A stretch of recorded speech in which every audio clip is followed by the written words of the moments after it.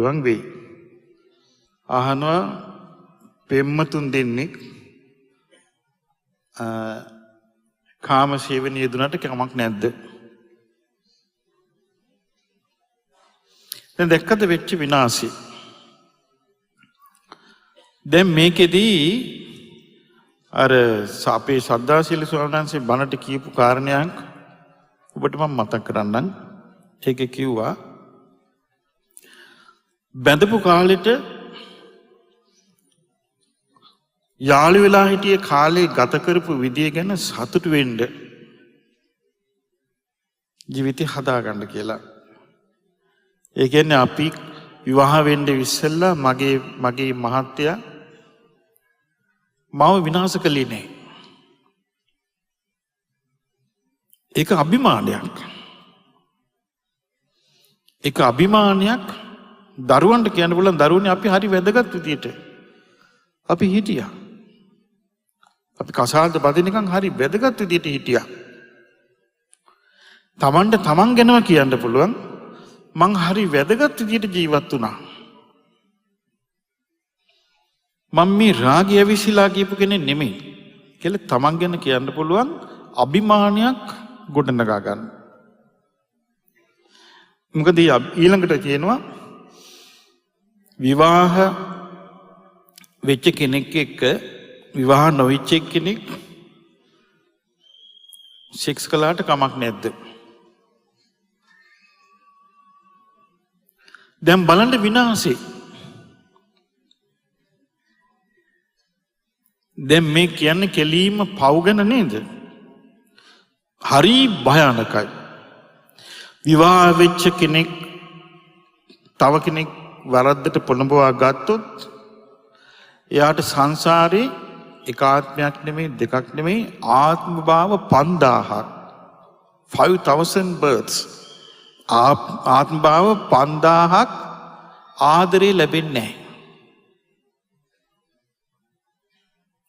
දැන් බලන්න රිසල්ට් එක.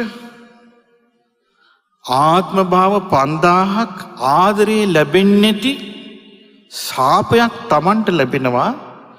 කාගේ හරි කසාදේ බැඳපු ස්වාමියෙක් Taman පොළඹවා ගත්තොත්, කසාදේ බැඳපු බිරිඳක් Taman පොළඹවා ගත්තොත්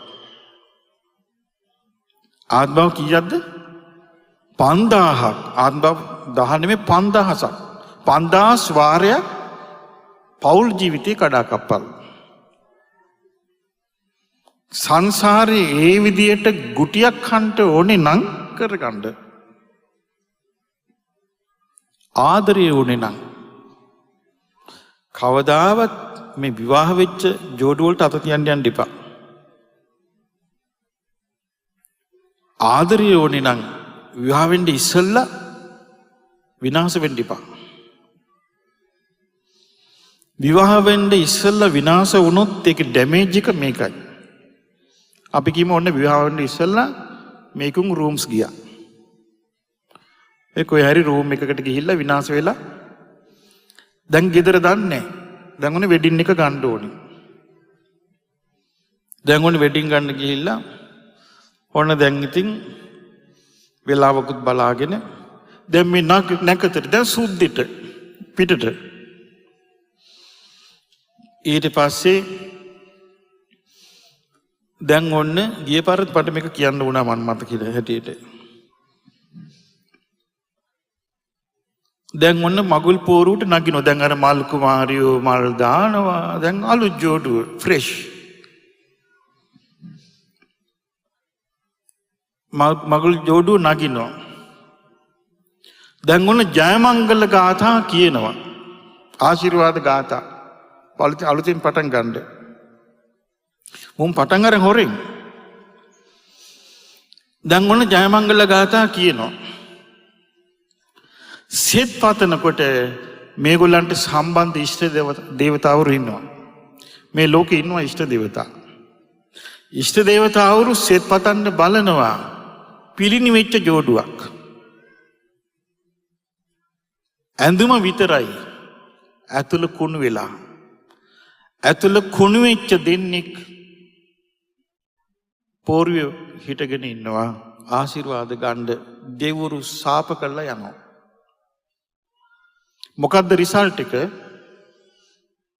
වැඩි දවසක් යන්නේ නැහැ කසාද බැඳලා දෙන්නට දෙන්න පෙන්නන්න බැරුව යනවා. දෙන්නට දෙන්න පෙන්නන්න බැරුව යනවා. එපා වෙනවා. ටික දවසයි ඩිවෝස්. බලන්න හොයලා ඩිවෝස් කේස් වැඩි. මේ ඩිවෝස් කේස් වල ගොඩාක් මුල ඔය ප්‍රශ්නේ ඇති. දරුවනි මේක අහනවා සිල්පද කැඩුනොත්